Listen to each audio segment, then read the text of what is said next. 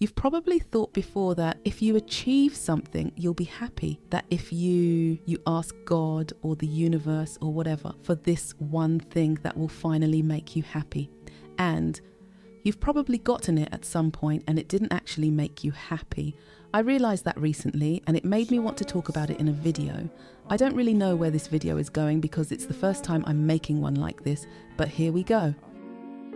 Personally, I got my driver's license at the end of December. I had already failed it earlier that same month, and I remember thinking that once I got it, I wouldn't have anything else to ask God for. But of course, the satisfaction only lasted about 2 weeks. Another thing that happened to me recently is that my childhood dream was to be a YouTuber and make videos, like most people from my generation, I think. And just 2 weeks ago, I posted a video about Maddie that I loved making. I had already been posting videos before that, but this video actually did really well. It got 30,000 views. Now, that's not nearly enough to get the full experience of being a YouTuber, but it's already enough to get a taste of what it would feel like. And in the end, it didn't satisfy me as much as I thought it would.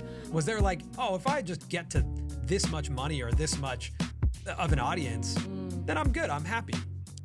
The first one I remember on TikTok was like, when I hit 1 million, I'll have made it. Yeah. And then I hit 1 million. It was like, no, it's no different. Yeah, it's just Tuesday morning. Yeah, okay, 2 million. Yeah. And then you hit 2 million, then it's like, oh, 5 million.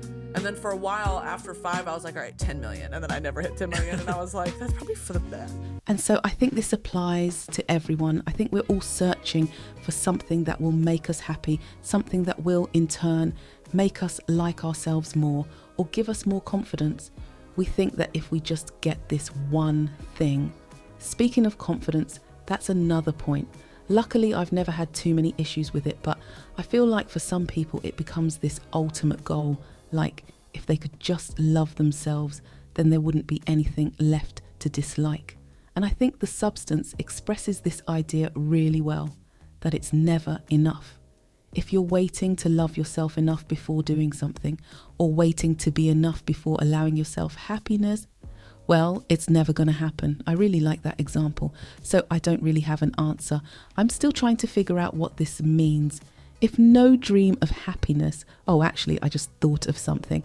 I watched this video, I might insert it here, but basically, people that won the lottery. Yeah, I was just about to use that as an example. No, people that won the lottery and people that ended up with kind of traumatic leg injuries where they couldn't walk again. And both individuals ended up, I mean, the people that weren't able to walk again initially were incredibly distraught and sad, and the people that won the lottery were extremely happy in the beginning. But within, I think, 4 or 5 years, their baseline happiness was pretty much the same. They weren't any happier or sadder. Yeah. And it's kind of sad in the way that it makes you go, well, there's no goal I'll achieve that'll make me happy permanently. Yeah. But it's also kind of a good thing in a way because it makes you realize that your psychology is very adaptive. That, you know, a lot of bad things can happen, but it actually won't be as bad as you might think it will be. A lot of it's the worrying. More or less, of course, always depends on the person. For example, I know there are plenty of people who've had accidents, people who lost their legs, their arms, or something like that, and yet, not because of it, but through it, they've gained an even stronger joy for life. They're more grateful for what they do have. It's something I'm still figuring out myself. If I'm making this video, it's because I kind of want to share this, and maybe someone watching will think, oh, that's interesting. I don't really know what I'm hoping to get from making this video, but I just really wanted to make it. So if you're watching this, I guess I actually did. At the same time, I don't want this to be a video that just says happiness is unattainable. I'll probably put in the title anyway, but that's not the point at all. It's just that happiness isn't something you can reach through short-term goals. It's not something you can achieve just by checking off things you thought would bring you joy. I think happiness is something we experience daily, but maybe we focus more on what we don't have, on what we wish we had, instead of looking at the happiness that's already there. And obviously happiness is possible. I mean, just look at people who've had kids.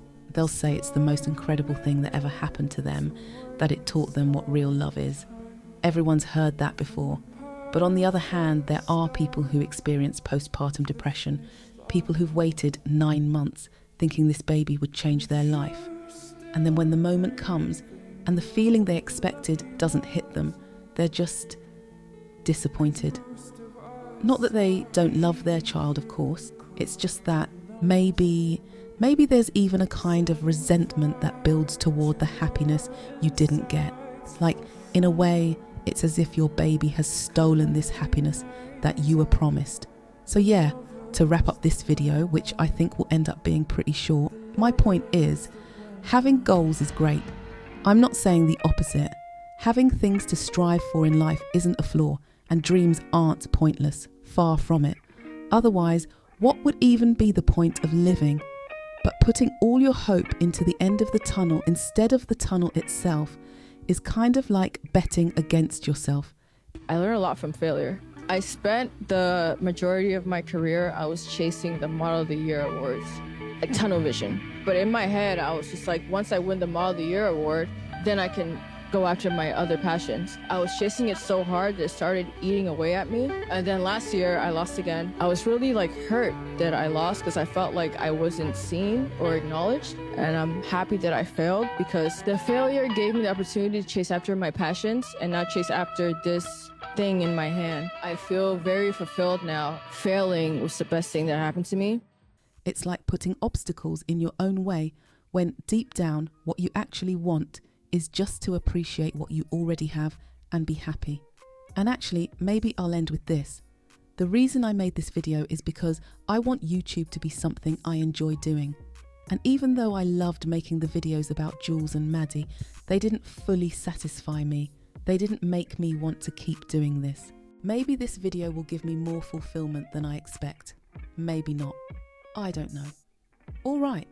If anyone is still watching right now, and if you're someone who usually never comments on videos, I totally get it. Even I never comment on videos I love. But since this is my first video like this, please leave a comment, like, or share it. If you don't feel like commenting, just tap share, then copy link. That alone helps a lot. So yeah, thanks.